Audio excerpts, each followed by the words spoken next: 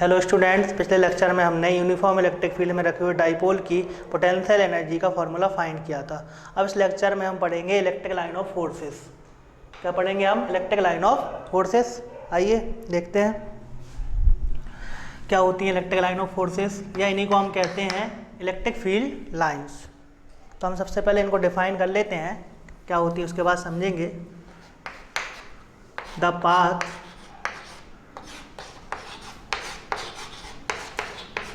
covered by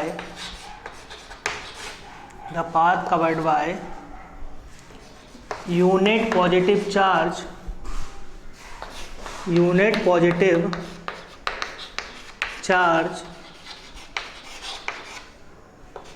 in an, या लिख सकते हैं ना, uniform in an electric field. इस तरीके से लिखेंगे इसको, in an electric field is called, इसकी जगह पे यहाँ पर हम लिख सकते हैं आर कॉल्ड। बहुत सारी लाइंस की बात कर रहे हैं। आर कॉल्ड इलेक्ट्रिक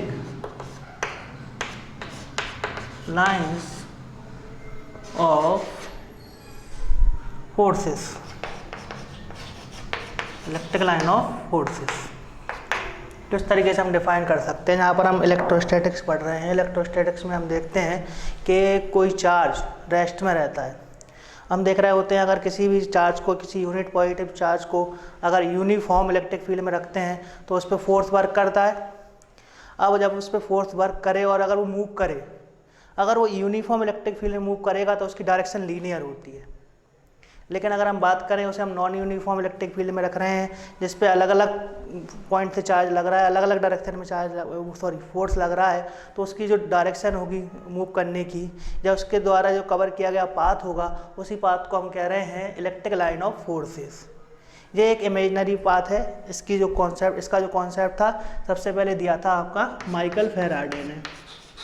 साइंटिस्ट थे हमारे जिनका नाम था माइकल फैराडे। माइकल फैराडे ने सबसे पहले इलेक्ट्रिक लाइन ऑफ फोर्सेज या इलेक्ट्रिक फील्ड लाइंस का कॉन्सेप्ट दिया था।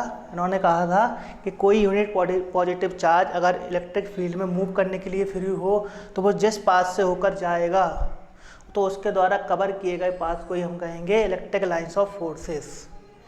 मान लें हमारे पास एक पॉइंट है P और एक पॉइंट है Q, कैपिटल P।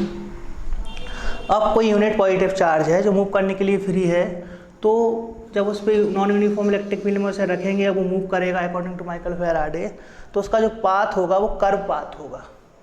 कैसा पाथ होगा? कर्व पाथ होगा। तो इसी को हम कहेंगे इलेक्ट्रिक लाइन ऑफ फोर्सेज या इलेक्ट्रिक फील्ड लाइंस। अब इसकी कुछ प्रॉपर्टी होती हैं, इसकी प्रॉपर्टी हम समझेंगे अभी। यहाँ पर सबसे पहली प्रॉपर्टी जो आती है इसकी, वो ये है कि इलेक्ट्रिक फील्ड लाइंस या इलेक्ट्रिक लाइन ऑफ फोर्सेज जो होती हैं वो ऑलवेज स्टार्ट होती हैं पॉजिटिव चार्ज से एंड एंड होती हैं नेगेटिव चार्ज से।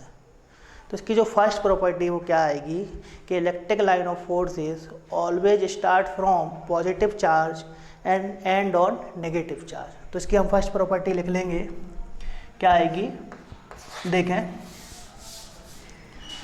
Electric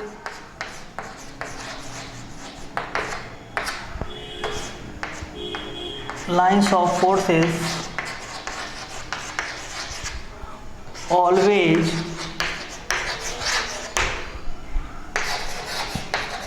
start from positive charge, जिसकी फर्स्ट प्रॉपर्टी है charge and on negative charge, and on. ध्यान रहे, जो इलेक्ट्रिक लाइन ऑफ फोर्सेस रहती हैं वो हमारी इमेजिनरी लाइंस हैं, इन्हें हम देख नहीं सकते हैं। हम इलेक्ट्रिक फील्ड में एक कल्पना की है फैराडे ने कि अगर यूनिट पॉजिटिव चार्ज जो है वो अगर मूव करेगा तो वो जिस पाथ से होकर जाएगा उसी को नाम दिया है इलेक्ट्रिक लाइन ऑफ फोर्सेस, है ना। तो ध्यान रखें, ये एक इमेजिनरी लाइंस होती हैं। तो electric lines of forces always start from positive charge and and on negative charge. तो ये इसकी फर्स्ट प्रॉपर्टी आती है। सेकेंड प्रॉपर्टी आएगी इसकी,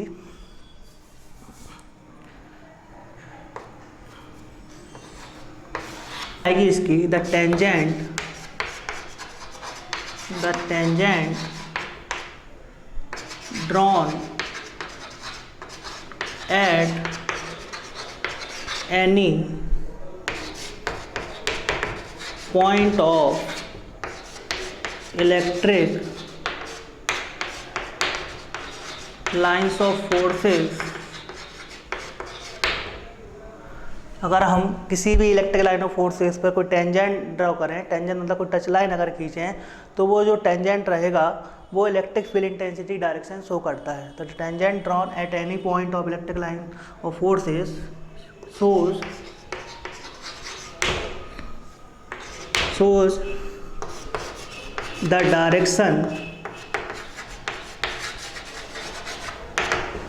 direction of electric field intensity। मान लें हमारे पास ये कोई इलेक्ट्रिक लाइन ऑफ फोर्सेस है जो पॉइंट P से स्टार्ट हो रही है और पॉइंट Q पर एंड हो रही है। तो हम बात करते हैं, अगर इस इलेक्ट्रिक लाइन ऑफ फोर्सेस के किसी पॉइंट पर, मान लें हमने ये पॉइंट ले लिया, कोई टेंजेंट अगर हम ड्रा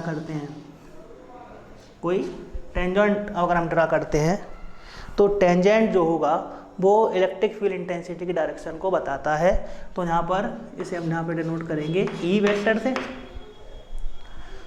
अगर हम इस तरफ खींचें नीचे की तरफ, तो ये भी आपकी इलेक्ट्रिक फील्ड इंटेंसिटी की डायरेक्शन होगी।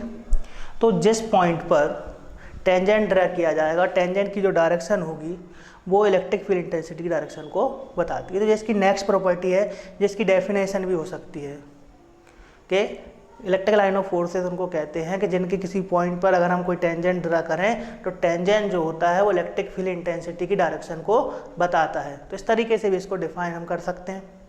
ठीक है, इतना नोट कीजिए। प्रॉपर्टी आएगी two electric line of forces, two electric lines of forces never intersect to each other। यहाँ पर इलेक्ट्रिक लाइन ऑफ फोर्सेस की थर्ड प्रॉपर्टी जो आती है, तीसरी प्रॉपर्टी जो आती है वो क्या है कि दो इलेक्ट्रिक लाइन ऑफ फोर्सेस एक दूसरे को कभी भी किसी पॉइंट पर इंटरसेक्ट नहीं करती। एक इम्पॉर्टेंट प्रॉपर्टी है। अब दिमाग में क्वेश्चन ये आता है कि दो इलेक्ट्रिक लाइन ऑफ फोर्सेस किसी पॉइंट पर एक दूसरे को इंटरसेक्ट क्यों नहीं करती। तो आइए देखें हम। मान लें कि हमारे पास एक इलेक्ट्रिक लाइन ऑफ फोर्सेस है ये, और दूसरी इलेक्ट्रिक लाइन ऑफ फोर्सेस जो है इसको इंटरसेक्ट कर रही है। तो हम देखें यहाँ पर कि जो पॉइंट ऑफ इंटरसेक्शन है, जिस पॉइंट पर दोनों एक दूसरे को काट रही हैं, जहाँ पर दो टेंजेंट बन रहे हैं, मतलब कि एक ही पॉइंट पर दो टेंजेंट बन रहे हैं, इसका मतलब ये है कि एक पॉइंट पर इलेक्ट्रिक फील्ड इंटेंसिटी की दो डायरेक्शन होंगी, जो कि पॉसिबल नहीं है। किसी एक पॉइंट पर इलेक्ट्रिक फील्ड इंटेंसिटी की दो डायरेक्शन पॉसिबल नहीं होती, इसलिए दो इलेक्ट्रिक लाइन ऑफ फोर्सेस एक दूसरे को कभी भी इंटरसेक्ट नहीं करती। समझ पा रहे हैं? देखें आगे। नेक्स्ट पॉइंट आएगा हमारे पास चौथा, electric line of forces, electric lines of forces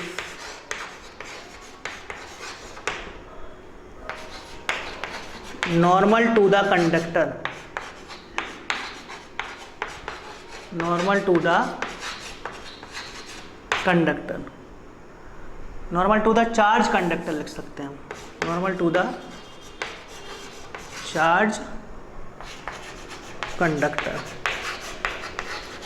इसका मतलब ये हुआ कि हमारे पास अगर कोई चार्ज कंडक्टर है तो उससे इलेक्ट्रिक लाइन ऑफ फोर्स जो होती है वो नॉर्मली यानी कि परपेंडिकुलर निकलती है। नॉर्मल का यहाँ पर मीन है कि 90 डिग्री के एंगल से निकलती हैं। ये भी एक इम्पॉर्टेंट पॉइंट है कि किसी भी कंडक्टर से जो इलेक्ट्रिक लाइन ऑफ फोर्सेस होंगी वो परपेंडिकुलर निकलेंगी।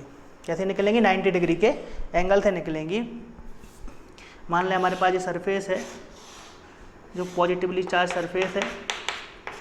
अगर हम बात करें कि इससे निकलने वाली इलेक्ट्रिक लाइन ऑफ फोर्सेस होंगी वो इससे परपेंडिकुलर होकर निकलेंगी यानी कि 90 डिग्री के एंगल से निकलेंगी, या इसकी जगह हम कोई स्क्वायर माने और ये भी पॉजिटिवली चार्ज है। तो इससे भी जो इलेक्ट्रिक लाइन ऑफ फोर्सेस जाएंगी वो कैसी जाएंगी? परपेंडिकुलर रहेंगी। यानी नॉर्मली का मतलब यहाँ पर नॉर्मल का मतलब है कि 90 डिग्री का एंगल क्रिएट कर रही हैं। तो ये इसका नेक्स्ट पॉइंट था। अब अगली प्रॉपर्टी हम देखते हैं इसकी पांचवी प्रॉपर्टी आएगी the density of electric line of forces is directly proportional to the intensity of electric field. क्या है आइए देखते हैं। The density of electric lines of forces is directly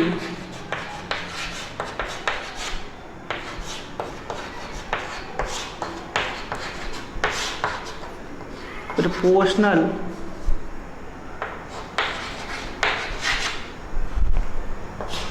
to the electric field intensity। इसका मतलब ये हुआ कि इलेक्ट्रिक लाइन ऑफ फोर्स की जो डेंसिटी रहेगी वो डायरेक्टली प्रोपोर्शनल होती है इलेक्ट्रिक फील्ड इंटेंसिटी की। आइए हम समझते हैं किस तरीके से। मान लें हमारे पास ये एक इलेक्ट्रिक फील्ड है जिसमें हमने इलेक्ट्रिक लाइन ऑफ फोर्सेस बनाई हुई हैं और ये एक दूसरी इलेक्ट्रिक फील्ड है। दोनों यूनिफॉर्म है।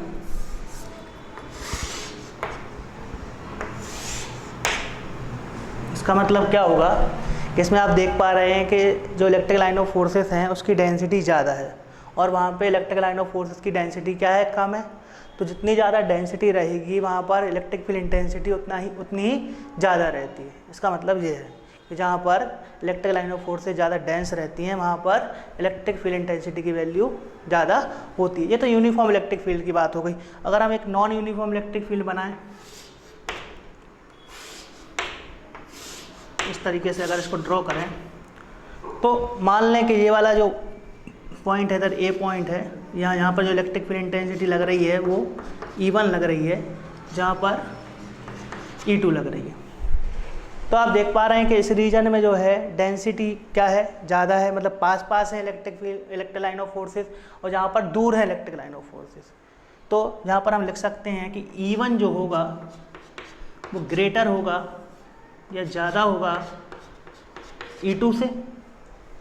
तो जितनी ज़्यादा डेंस रहती हैं जहाँ पर इलेक्ट्रिक लाइन ऑफ फोर्सेस वहाँ पर इलेक्ट्रिक फील्ड इंटेंसिटी की वैल्यू ज़्यादा होती है। ठीक है, देखिए कोई पॉजिटिव चार्ज लिया, आइसोलेटेड पॉजिटिव चार्ज का मतलब है केवल पॉजिटिव चार्ज लिया हुआ है। तो हमने जैसे इसकी फर्स्ट प्रॉपर्टी देखी थी कि जो आपकी इलेक्ट्रिक लाइन ऑफ फोर्सेस हैं वो ऑलवेज स्टार्ट होती हैं आपकी पॉजिटिव चार्ज से और एंड होती हैं नेगेटिव चार्ज से। तो हम यहाँ पर देखेंगे कि जो इलेक्ट्रिक लाइन ऑफ फोर्सेस हैं वो स्टार्ट हो रही हैं आइसोलेटेड चार्ज के लिए पॉजिटिव चार्ज से और वो एंड होंगी इनफाइनाइट पे। मतलब कोई निश्चित डिस्टेंस नहीं है कि वो कहाँ तक जाएंगे जब तक उनके पास कोई चार्ज या फील्ड नहीं मिल जाती है। इस तरीके से इसको ड्रॉ कर सकते हैं हम। ये डायग्राम है, इसका रिप्रेजेंटेशन है आइसोलेटेड चार्ज के लिए, पॉजिटिव चार्ज के लिए। देख पा रहे हैं आपके सामने हमने जो डायरेक्शन बनाई हुई है वो इस तरीके से बनाई है कि पॉजिटिव चार्ज से बाहर की ओर बनाई हुई है। पॉजिटिव चार्ज से बाहर की ओर यहाँ पर ड्रॉ किया हुआ है हमने। इस तरीके से इसको ड्रॉ कर सकते हैं, है ना। तो ये था आपका डायग्रामेटिक रिप्रेजेंटेशन इस तरीके से।